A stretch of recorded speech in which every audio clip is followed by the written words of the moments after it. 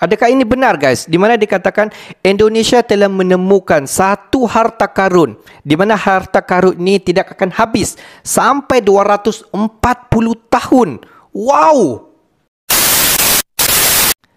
Hello guys, bismillahirrahmanirrahim. Assalamualaikum warahmatullahi wabarakatuh. Allahumma salli ala Sayyidina Muhammad wa ala ali Sayyidina Muhammad. Guys, selamat datang ke Musa Channel. Ini adalah channel YouTube aku, Musa bin Muhammad Din Channel. Kepada subscriber, kepada viewer di luar sana yang baru sahaja masuk ke Musa Channel, jangan lupa guys, berikan sokongan kalian kepada channel ini dengan menekan ataupun klik tombol subscribe, like dan komen di bahagian komentar di bawah.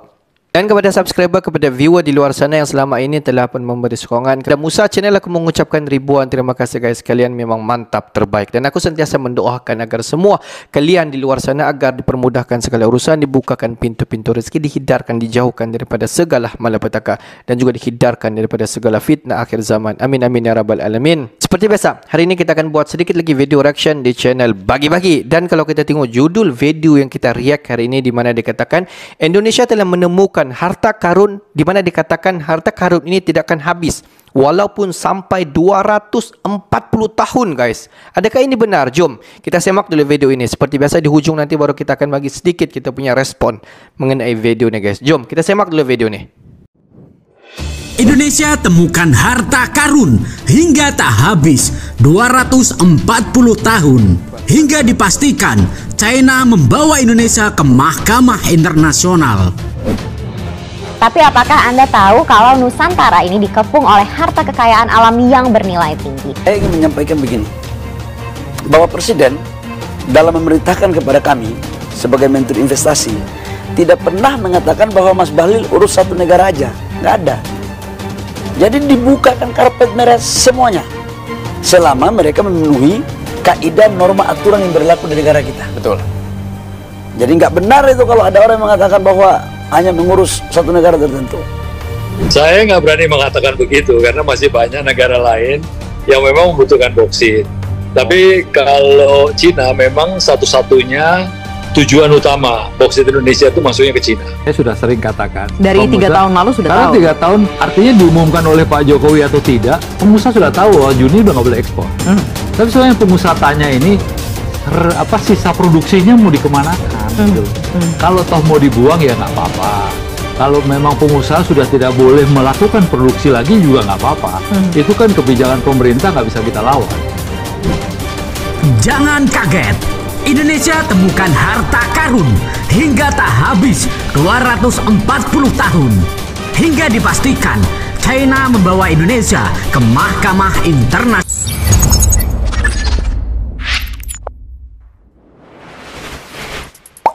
Sahabat Bagi-Bagi, mulai dari PBB, WTO, Amerika, Eropa, bahkan China dan Rusia sampai kaget mendengar kabar ini. Karena Indonesia telah menemukan harta karun yang tak habis dalam waktu 240 tahun.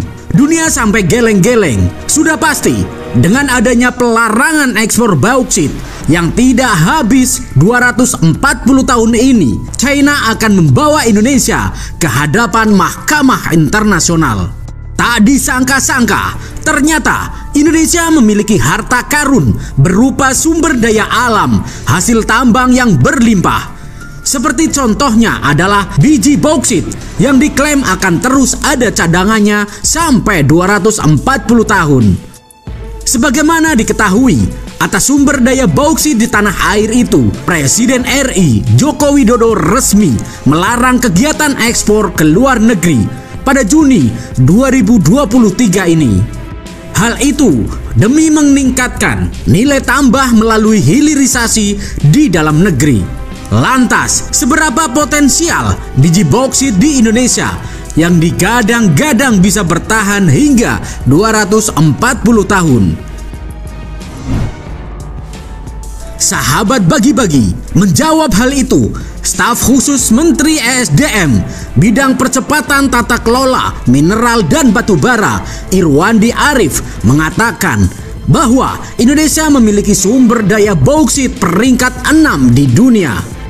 Terdapat sumber daya sebanyak 6,6 miliar ton, sedangkan cadangan bauksit sebesar 3 miliar ton. Adapun Irwandi mengungkapkan bahwa cadangan yang dimiliki di Indonesia bisa bertahan sampai 240 tahun lamanya dengan tingkat produksi yang ada saat ini. Sumber daya kita 6,6 miliar ton, cadangan 3 miliar ton. Indonesia di peringkat 6, produksi biji 27,7 juta ton di tahun 2022. Kemudian, ketahanan cadangannya masih lama, 240 tahun lagi, kalau dengan tingkat produksi yang sekarang, ungkap Irwandi dalam acara Workshop Mining for Journalists Bogor.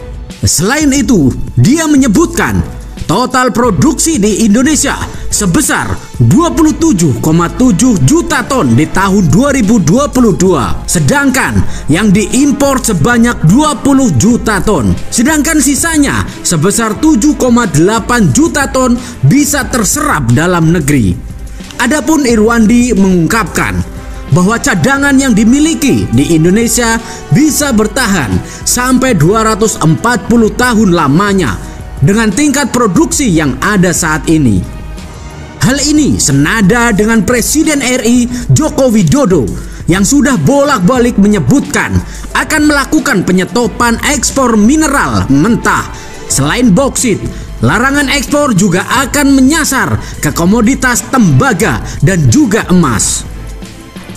Seperti yang sudah tertuang dalam Undang-Undang Nomor 3 Tahun 2020 tentang pertambangan mineral dan batu bara atau Minerba, disebutkan bahwa Indonesia sudah tidak bisa mengekspor mineral mentah mulai Juni 2023 mendatang. Asosiasi Pengusaha Boksit dan Biji Besi Indonesia atau APB3I sebelumnya membeberkan terdapat puluhan juta ton biji boksit RI yang berpotensi tidak terserap di dalam negeri. Hal tersebut menyusul rencana pemerintah yang bakal menutup keran ekspor biji boksit mulai tahun ini.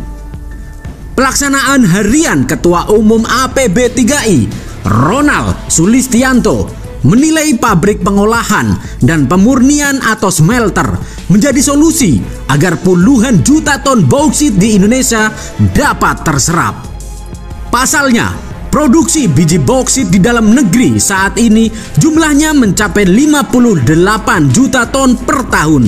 Sementara, fasilitas pengolahan smelter grade alumina atau SGA yang ada baru sebatas 2 unit smelter dengan konsumsi biji boksit 12 juta ton per tahun. Artinya masih terdapat selisih 44 juta ton biji boksit yang belum terserap.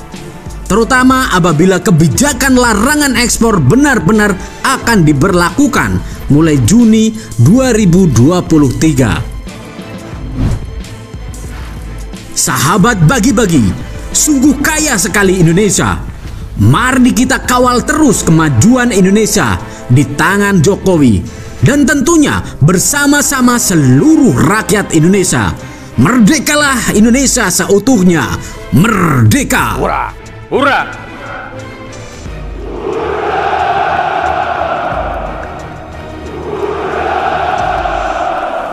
Apakah sebenarnya isu yang ingin dibangkitkan oleh China dan juga Uni Europe? Kalau kita tengok sebenarnya Indonesia kaya dengan alam semula jadi di Indonesia. Dan selepas daripada belas-belas tahun dan beberapa tahun kebelakangan ini, Indonesia baru sedar ya, ingin melakukan satu realisasi untuk menaikkan Indonesia ini di prasada dunia.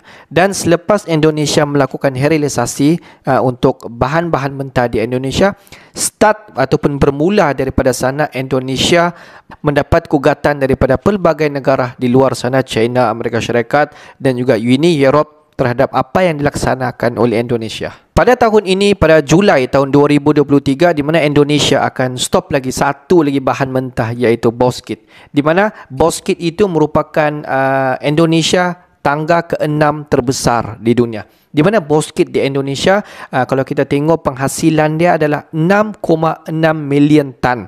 Dan cadangan 3 million tan Indonesia itu di peringkat ke-6 mampu untuk memproduksikan biji 27,7 juta tan per tahun pada tahun 2022. Jadi Dengan ada statement ini, tidak mustahil banyak negara-negara di luar daripada sana yang ingin menjalinkan kerjasama dengan Indonesia untuk mendapatkan bauxit.